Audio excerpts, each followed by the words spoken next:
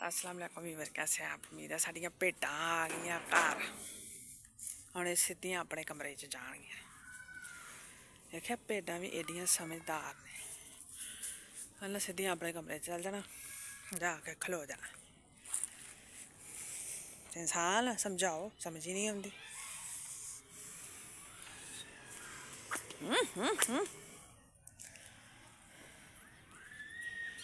चलो भी वड़ जाओ अपने कमरे च। और असीं सुक खलार दित्ती है तो असीं हुण बूहा बंद कर देना।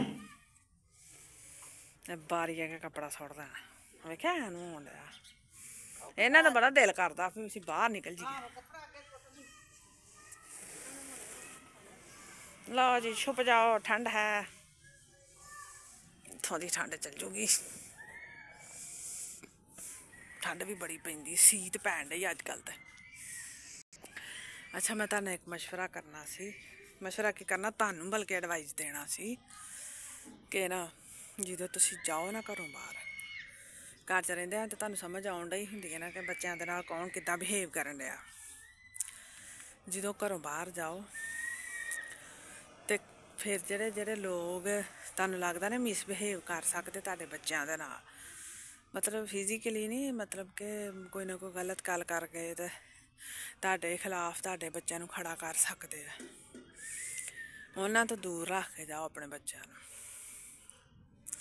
जे उन्हां दी पहुँच च आए तो बच्चों तुहाडे दा दिमाग खराब कर दिता जाएगा, तो तुहाडे बच्चों नूं तुहाडे फैसलिਆਂ दे खिलाफ खड़ा कर दिता जाएगा।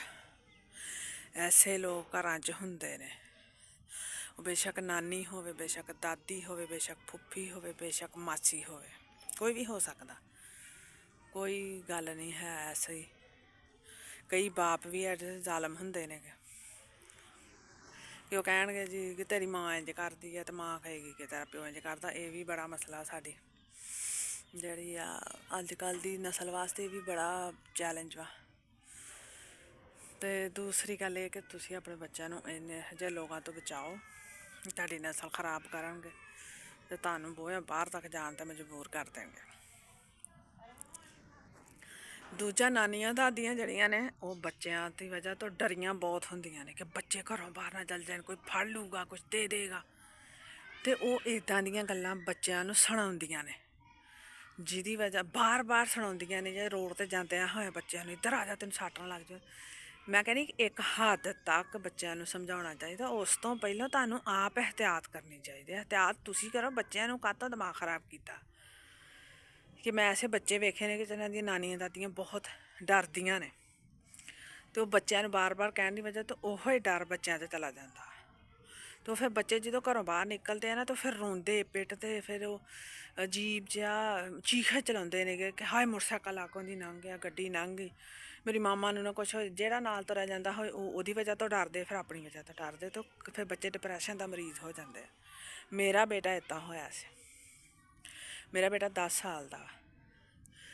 तो मैं तुहानूं दस्सन दी कि मेरा बेटा इदां होया सी कि किसी औरत ने, मतलब घर च आउंदियां जांदियां ने ना, उन्होंने पता नहीं की कह दिता कि वो इन्ना क डर गया कि वो बहुत परेशान हो गया। असी अपनी एहतियात भी जिहड़ी करनी हुंदी ना, असीं वो भी बच्चे ते सिर मड़ दिन्ने आ ते आप मुड़ के मौजां मारदे हैं। बच्चों नूं जरूर दस्सना चाहिदा कि बेटा बाहर किसी की गल नहीं सुननी, बाहर किसी को लैना कुछ नहीं, किसी ते लागे नहीं जाना। पर तुसीं रोड ते जांदे होए एहतियात करनी, वो भी तुसीं दस्सो। लेकिन इन्ना क ज़्यादा उहदे विच खौफ ही ना पा दो कि वह बच्चा जिहड़ा कि पागल होने दे नेड़े नेड़े पहुँच जाए। मैं अपने बेटे नूं बड़ी मुश्किल नाल बचाया। मैं समझ नहीं सक, पता नहीं जहनी तौर ते हिल ही ना जाए। कदी भी घरों नहीं सी निकलदा, ते जे निकलदा सी ते अजीब बिहेव करदा सी कि समझ च नहीं सी आउंदा, साडे कंट्रोल चों बाहर हो जांदा सी। ते असीं फिर बहुत नज़र रखी अपने बच्चे ते तुसीं भी अपने बच्चों नूं इन्ना दिमागी तौर ते टॉर्चर ना करो, ना किसी नूं करन दी इजाज़त दवो। अपने जिहड़े तुहाडे फराइज़ ने जां एहतियातां ने वो आप ही करो। उन्हां नूं कहो ज़रूर बच्चों नूं, लेकिन पागल ना करो। अल्लाह दी कसम, बच्चे पागल होने तक पहुँच जाते। छोटे बच्चे होंदे उन्होंने नहीं समझ होंदी। अपना ख्याल रखियो तो अपनी ज़रूरी एहतियात लाजम करो। अल्लाह हाफिज़।